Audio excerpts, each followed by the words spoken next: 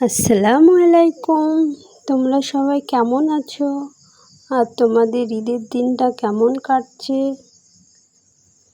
আমার তো প্রথম থেকে দিনের শুরুতেই রান্না করতে করতে দিনটা শুরু হলো।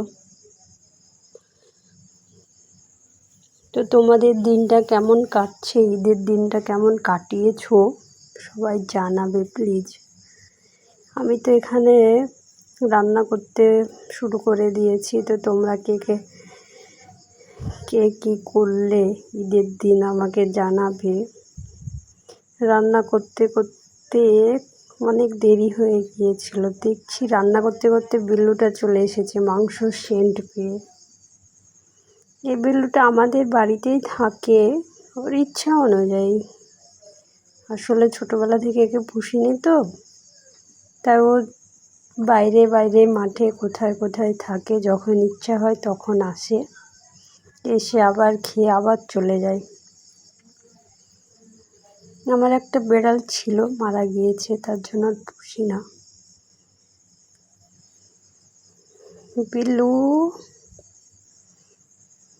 বিল্লুটা খুব বদমাশ হয়েছে। আর বিল্লুর ফ্রেন্ড এটা, এই ছাগলের বাচ্চাটা আর বিল্লু দুজনে একসঙ্গে ঘুমাবে, খাবে, দুজনে খুব ফ্রেন্ড।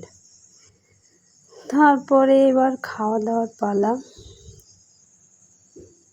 তো আমরা এবার খাওয়া দাওয়া শুরু করব, তাই ফ্রিজে কী কী আছে তাই দেখছি।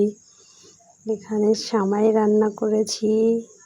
সামাই রান্না তো খেতে খুব ভালো লাগে, তোমাদের কার কার ভালো লাগে জানিও।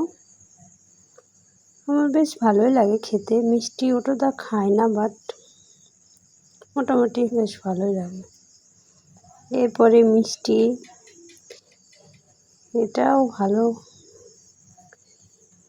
এখানকার মধ্যে সবথেকে আমার দইটা বেশি ভালো লাগে। দইয়ের ঢাকনাটা খুলতে পারছি না। আদিল বলছে দাও আম্মু, আমি খুলে দিই।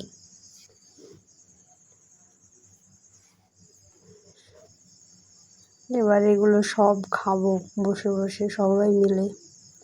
তোমরা আবার ভেবো না আমি একা একা খাবো, সবাই মিলে একসঙ্গে খাবো।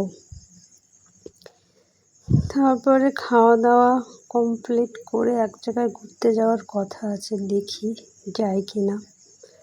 তো তোমরা কোথায় কোথায় ঘুরতে গিয়েছো একটু জানাও। তো আমি ঘুরতে বেরিয়ে পড়লাম, দেখা যাক কোথায় যাই। তো এক জায়গায় ফাইনালি গেলাম, বেশ ঘুরলাম, ভালোই লাগলো ঘুরতে।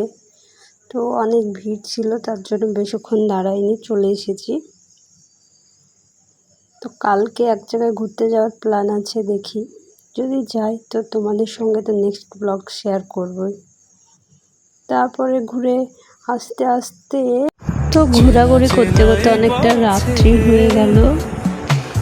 তাই রাত্রে একটা ভিডিও বানাই, তার জন্য একটা বানিয়ে ফেললাম তোমাদের জন্য, তোমাদেরকে দেখানোর জন্য। তো ভিডিওটা কেমন হয়েছে তোমরা সবাই জানাবে।